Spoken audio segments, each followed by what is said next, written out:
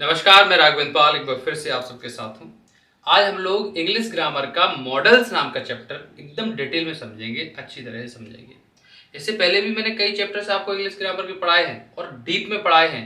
और अच्छी बात यह है कि मैंने पढ़ाया है, उसके बाद मैंने आपको प्रैक्टिस शीट भी कराई है। Practice sheet 1, practice sheet 2, practice sheet 3, ऐसे हर चैप्टर्स की मैंने प्रैक्टिस भी कराई है, तो आपके एकदम कमांड बनाने में मैंने पूरी सहायता की है। आज हम लोग मॉडल्स को पढ़ेंगे। उससे पहले मैं एक बहुत अच्छी जानकारी आपको बताना चाहता हूँ कि ये जो आप पढ़ रहे हो ना, ये पूरे नोट्स से मैं पढ़ा रहा हूँ और मैंने नोट्स खुद तैयार किए हैं। आपको अगर नोट्स चाहिए, शानदार नोट्स हैं कॉम्पिटिटिव एग्जाम के लिए। इसमें टोटल इंग्लिश ग्रामर है, ओनली 100 रुपीज़ में। आप नीचे डिस्क्रिप्शन में लिंक दी है, उस पर क्लिक करके खरीद सकते हो। चलिए तो मॉडल्स पढ़ते हैं एकदम डिटेल में। चलिए तो चलते हैं। मॉडल्स, सबसे पहले तो ये समझ लेते हैं कि मॉडल्स होती कौन कौन सी हैं। तो can, may, could, might, would like to, used to, should, must, ought to, need, dare, ये सब मॉडल्स होती हैं। हाँ, will और shall भी मॉडल्स होते हैं, लेकिन बस यही है कि will और shall को हम ऑलरेडी पढ़ चुके हैं टेंस में, तो पढ़ने की ज़रूरत नहीं है। सबसे पहले पढ़ते हैं यूज ऑफ कैन में। सबसे पहले तो आइडेंटिटी जानते हैं कि ये यूज कहाँ होते हैं कैन और में। तो आइडेंटिटी की अगर हम बात करें तो सकता है, सकती है, सकते हैं, ये हमारी आइडेंटिटी होती है, पहचान होती है। कभी भी किसी सेंटेंस के एंड में ये आ जाएंगे तो हम या तो कैन लगाना पड़ेगा या मे लगाना पड़ेगा। बट क्वेश्चन ये उठता है कि ये कैन और मे लगते कहाँ हैं। दोनों लगते तो सकता है, सकती है, सकते हैं के लिए है, लेकिन लगते कहाँ हैं, है ना। तो स्ट्रक्चर की अगर हम बात करें तो स्ट्रक्चर तो देखो, सब्जेक्ट प्लस या तो कैन या मे प्लस वर्ब की फर्स्ट फॉर्म प्लस ऑब्जेक्ट। लेकिन लगते कहाँ हैं, तो देखो कुछ पॉइंट से हम लोग क्लियर करते हैं। पॉइंट फर्स्ट कह रहा है कि for giving permission can use होता है, for taking permission may use होता है। कभी भी हम परमिशन देंगे कैन लगाएंगे, परमिशन लेंगे मे लगाएंगे, है ना। एग्जाम्पल की अगर हम बात करें तो क्या मैं आपका कमरा इस्तेमाल कर सकता हूँ, ये हमारा एक एग्जाम्पल है। परमिशन ले रहे हैं, मे लगा दो तो may I use your room. वहीं पे अगर मैंने बोला वह वहाँ खेल सकता है, परमिशन दे रहे हैं तो कैन लगा दो, तो आंसर हो जाएगा ही कैन प्ले देयर।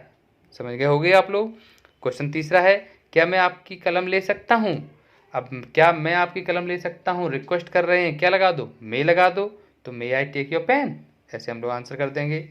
वहीं पर पॉइंट नंबर सेकंड, क्या अंतर है दोनों में, तो हाई पॉसिबिलिटी के लिए हम लोग कैन का प्रयोग करते हैं और लेस पॉसिबिलिटी के लिए हम लोग मे का प्रयोग करते हैं। जैसे एग्जाम्पल में हम एकदम क्लियर कर लेंगे, आज हवा चल सकती है।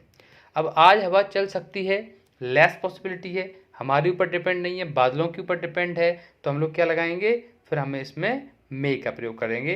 आंसर हो जाएगा इट मे विलो टुडे। लेकिन अगर मैंने बोला मैं इस परीक्षा को पास कर सकता हूँ, मेरे ऊपर पूरा है, हाई पॉसिबिलिटी है, I can pass this exam. Clear हो गया होगा। वहीं पर अगर मैं बोलूँ आज बारिश हो सकती है, बहुत ही लेस पॉसिबिलिटी है, पता नहीं है बारिश होगी कि नहीं होगी, तो इट मे रेन टुडे, है ना। अब हम पॉइंट नंबर 3 क्लियर करते हैं कि दोनों में क्या अंतर होता है। तो ध्यान रखना, कैपेसिटी, कैपेबिलिटी, पावर, थ्रेट, क्या लगाएंगे, कैन लगाएंगे इनके लिए। आप सबको पता है कैपेसिटी मतलब क्या होता है, योग्यता, कैपेबिलिटी मतलब क्षमता, पावर मतलब शक्ति, ताकत, और थ्रेट मतलब धमकी होता है। इसके लिए कैन का प्रयोग करते हैं।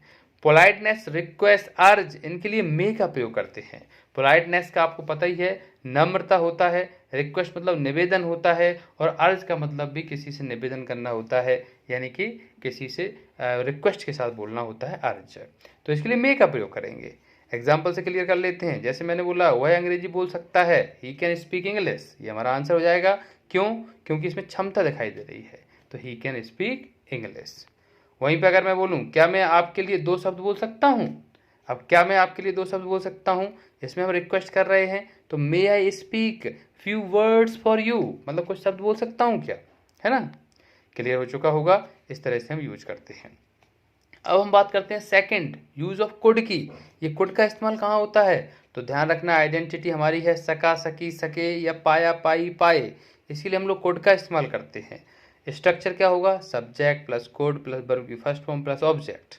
लेकिन लेकिन लेकिन सुन लो ध्यान से अच्छी तरह से, पॉइंट में अच्छी तरह से समझते हैं हम लोग। पॉइंट नंबर फर्स्ट कह रहा है कि could is used as a past form of can. Could का इस्तेमाल हम लोग कैन के पास्ट में करते हैं। जैसे एग्जाम्पल समझ लो, तो क्वेश्चन फर्स्ट है, मैं नदी पार कर लेता था जब मैं 15 साल का था, तो हम लोग क्या आंसर करेंगे इसमें, इसमें आंसर होगा I could cross the river when I was 15 years old. Past की बात चल रही है तो हम लोग कुड का इस्तेमाल करेंगे। वहीं पे वह उससे नहीं मिल सका, अब सका आ गया तो आंसर क्या होगा, he could not meet him, could not का इस्तेमाल करेंगे। नेक्स्ट है बे बचपन में अंग्रेजी बोल लेते थे, अब लेते थे यानी कि पास्ट हो गया तो they could speak English in A childhood, ये हमारा आंसर हो जाएगा। नेक्स्ट है फोर्थ क्वेश्चन, मैं पिछले रविवार को उससे नहीं मिल सका, इसमें भी हम लोग क्या दिखा रहे हैं, पास्ट दिखा रहे हैं, कैन का पास्ट दिखा रहे हैं, सका आ चुका है, कुड लगा दो, I could not meet him on last Sunday, ऐसे हमारा आंसर हो जाएगा। अब हम बात करते हैं पॉइंट सेकंड की। पॉइंट सेकंड क्या कह रहा है, ये कुड का प्रयोग कहाँ यूज होता है दूसरा, तो देखो could is used for more politeness, ज़्यादा पोलाइटनेस को दिखाने के लिए, एंड रिक्वेस्ट, और रिक्वेस्ट को दिखाने के लिए, कुछ ज़्यादा ही रिक्वेस्ट, कुछ ज़्यादा ही पोलाइटनेस की बारे में हम बात करें तो हम कोड लगाते हैं। जैसे क्या आप मुझे 500 रुपये उधार दे सकते हो, तो आंसर क्या होगा, ज़्यादा हम लोग देखो 500 रुपये जब उधार मांगेंगे तो कितने गड़गड़ाएंगे, ज़्यादा रिक्वेस्ट करेंगे, तो भले ही एंड में सकते हो आ रहा है उससे मतलब नहीं है, कोड लगाएंगे इसमें, तो आंसर होगा could you land me 500 rupees. आगे बढ़ते हैं, क्या मैं राजू से बात कर सकता हूँ, तो अब इसमें भी हम लोग रिक्वेस्ट कर रहे हैं, बहुत ज़्यादा रिक्वेस्ट कर रहे हैं, तो आंसर क्या होगा, could I talk to Raju please, इस तरह से हम आसानी से यूज कर लेंगे कुड का। अब हम बात करते हैं माइट की, तो might is used as a past form of may, जैसे कैन का कुड था ऐसे ही माइट मे का है ना, मतलब इसमें पूरी जो भी हम मे पढ़ा था वही माइट का होगा, बस इसमें पास्ट की बात चलेगी। जैसे एग्जांपल से एकदम क्लियर करते हैं, कल बारिश हो सकती थी तो इट माइट रेन यस्टरडे, और वहीं पे अगर एक और सेंटेंस की बात करें, कल हवा चल सकती थी तो इट माइट विलेव यस्टरडे, ऐसे हम आसानी से बना देंगे, जो भी मे के पास्ट होंगे उसमें हम माइट का प्रयोग करेंगे। अब हम लोग एक और जान लेते हैं कि माइट का दूसरा प्रयोग कहाँ होता है, तो देखो ध्यान रखना, लीस्ट पॉसिबिलिटी, बहुत ही कम संभावना, उसके लिए हम लोग माइट का प्रयोग करते हैं। हिंदी में तो बड़ा आसान है, आइडेंटिटी है शायद डॉट डॉट डॉट, सकता है सकती है सकते हैं, जब हम शायद का इस्तेमाल करते हैं, बहुत ही लीस्ट पॉसिबिलिटी के लिए बात करते हैं, तो हम लोग इसमें माइट का प्रयोग करेंगे। जैसे स्ट्रक्चर की बात करें तो subject plus might plus verb की first form plus object. Example देख लेते हैं, नंबर 1 है शायद वह खेल सकता है, शायद लग गया, बहुत ही लीस्ट पॉसिबिलिटी है, आंसर क्या होगा, ही माइट प्ले। वहीं पे सेकंड है शायद तुम मुझसे बात कर सकते हो, तो you might talk to him, ऐसे हम आसानी से आंसर कर सकते हैं। नेक्स्ट हम लोग पढ़ते हैं, नेक्स्ट बारी है वुड की। वुड कब लगता है, तो पॉइंट फर्स्ट है would is used as a past form of will, will के पास्ट फॉर्म के रूप में वुड का प्रयोग होता है। जैसे कहीं भी हम लोग जहाँ पे विल लगा रहे हैं बस पास्ट की बात कर देंगे तो वुड लगाएंगे। जैसे उसने कहा कि वह बाजार जाएगा, अब उसने कहा यानी पास्ट फॉर्म है, आगे भले ही गा लगा है लेकिन पास्ट की बात चल रही है तो हम वुड का इस्तेमाल करेंगे, he said that he would go to market. वहीं पे मैं बोलूँ मैंने तुम्हें बताया कि वह नया व्यापार शुरू करेगा, इसमें भी तो वुड की बात चल रही है, पास्ट की बात चल रही है, तो I told you that he would start a new business, ऐसे हम लोग आसानी से कर लेंगे। आगे बढ़ते हैं, पॉइंट सेकंड की बात करते हैं, would is use for frequent habit. जब हम फ्रिक्वेंट हैबिट की बात करते हैं, फ्रिक्वेंट हैबिट क्या होता है, आइडेंटिटी सुन लो, ता ती ते।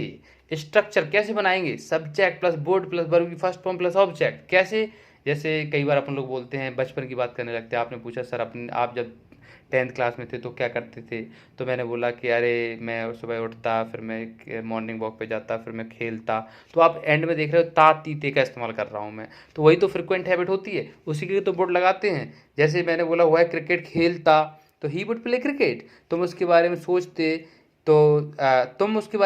तो you would think about him, ऐसे हम बड़ी आसानी से बना देंगे। जैसे मैंने बोला वे सड़क पर टहलते, they would walk on the road, ऐसे बना देंगे, है ना। चलिए आगे बढ़ते हैं, नेक्स्ट है use of would like to. Would like to का यूज कहाँ होता है, तो जब कभी भी ना चाहेगा, नी चाहेगी, ने चाहेंगे या ना चाहूँगा आइडेंटिटी के रूप में आ जाएं, वुड लाइक टू का इस्तेमाल करेंगे। कैसे बनाएंगे, स्ट्रक्चर है subject plus would like to plus verb की first form plus object. Example की बात करें तो वह मैदान में खेलना चाहेगा, ना चाहेगा आ गया, वुड लाइक टू लगा दो, he would like to play in the ground.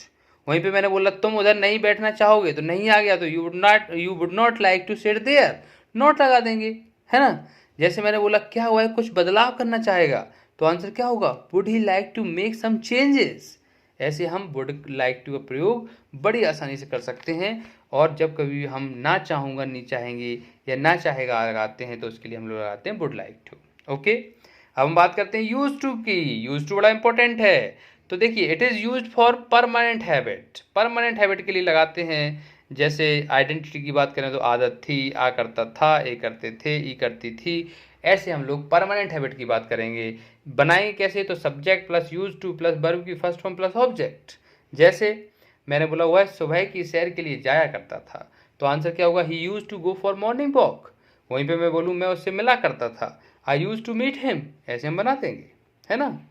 चलिए बात करते हैं बहुत ही important should must ought to की। तो आइडेंटिटी की अगर हम बात करें तो तीनों का प्रयोग चाहिए के लिए होता है, आप सबको पता है।